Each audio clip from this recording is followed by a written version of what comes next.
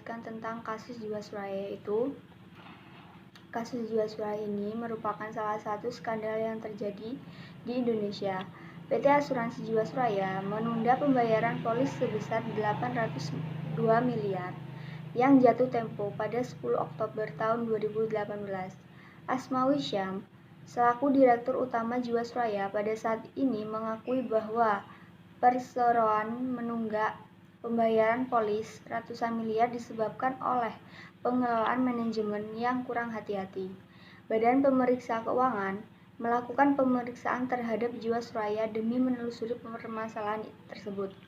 Setidaknya sudah 2 kali BPK melakukan pemeriksaan terhadap Jiwasraya dalam kurun waktu 2010 hingga tahun 2019.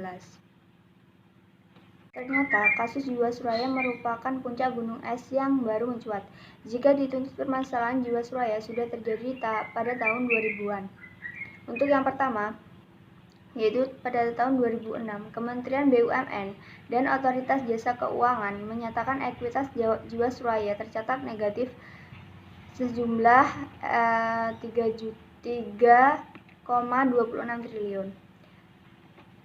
Untuk tahun 2008, yaitu Badan Pemeriksaan Keuangan memberikan opini disclaimer untuk laporan keuangan pada tahun 2006 sampai tahun 2007 lantaran penyajian informasi cadangan tidak dapat diyakini kebenarannya. Defisit perseroan semakin melebar, yakni 5,7 triliun pada tahun 2008 dan 6,3 triliun pada tahun 2009.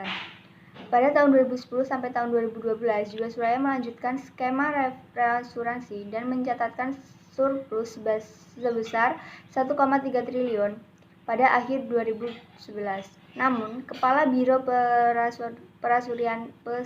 Perasuransian Isa Rahmatawarta menyatakan metode reasuransi merupakan penyelesaian sementara terhadap seluruh masalah. Sebab keuntungan operasi dari reasuransi cuma mencerminkan keuntungan semu dan tidak memiliki keuntungan ekonomis. Karenanya, pada Mei tahun 2012, Isa menolak permohonan perpanjangan reasuransi. Laporan keuangan Jiwasraya pada tahun 2011 disebut tidak mencerminkan angka yang wajar. Pada tahun 2012, Bapepam LK memberikan izin produk JS Proteksi Plan pada tanggal 18 Desember tahun 2012. JS Proteksi Plan dipasarkan melalui kerja sama dengan bank. Produk ini ikut menambah sakit perseroan lantaran menawarkan bunga tinggi, yakni 9% hingga 13%. Pada tahun 2014, di tengah permasalahan keuangan, Jiwasraya mengelontorkan sponsor untuk klub sepak bola asal Inggris, Manchester. Pada tahun 2017, kondisi keuangan Jiwasraya tampak membaik.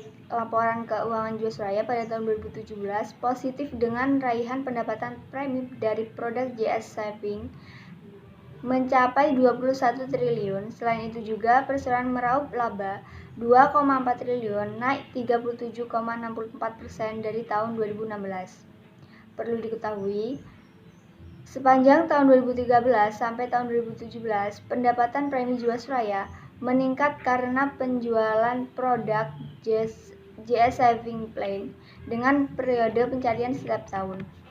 Tahun 2018, Direktur Pengawasan Asuransi OJK, Ahmad Nasrullah, menerbitkan surat pengesahan cadangan resmi tahun 2016 sebesar 10,9 triliun.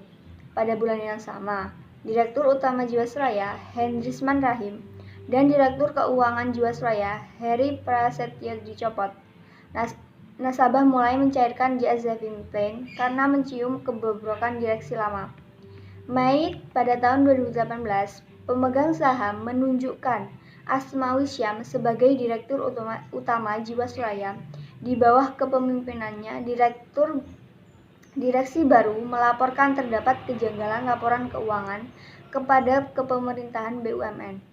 Indikasi kejanggalan itu betul karena hasil audit kantor akuntan publik PricewaterhouseCoopers atas laporan keuangan tahun 2017 mengoreksi laporan keuangan interim dari laba sebesar 2,4 triliun menjadi hanya 428 miliar.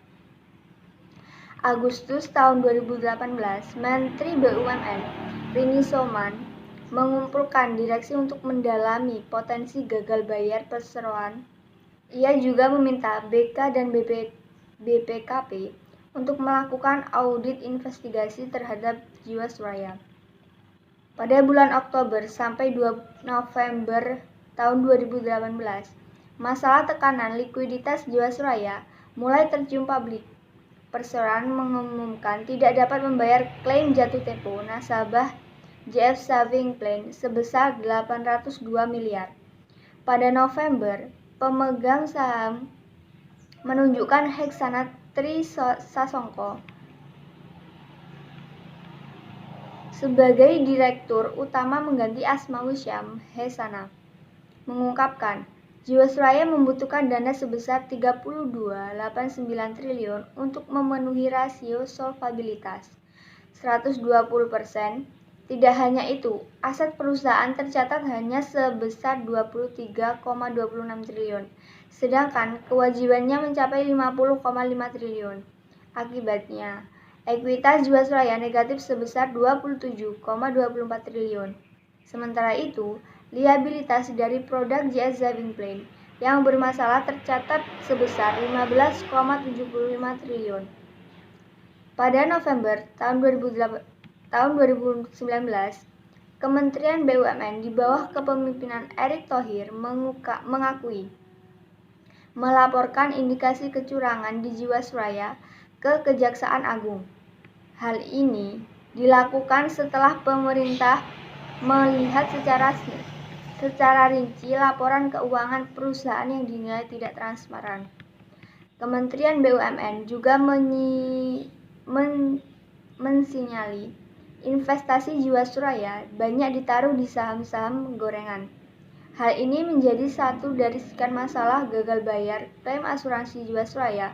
Selain Kejagung, Kejaksaan Tinggi DKI Jakarta juga menaikkan status pemeriksaan dari penyelidikan menjadi penyelidikan pada kasus dugaan korupsi.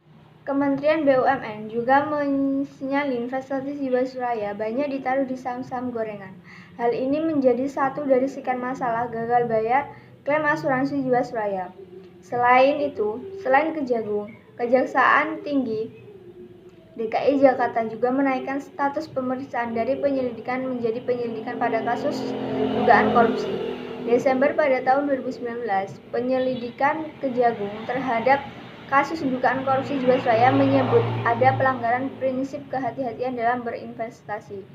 Jaksa Agung ST Burhanuddin bahkan mengatakan Jiwasraya banyak menempatkan 95 dana investasi pada aset-aset berisiko imbasnya. Komisi Pemberantasan Korupsi turut memantau perkembangan penanganan perkara kasus dugaan korupsi di balik defisit anggaran Jiwasraya.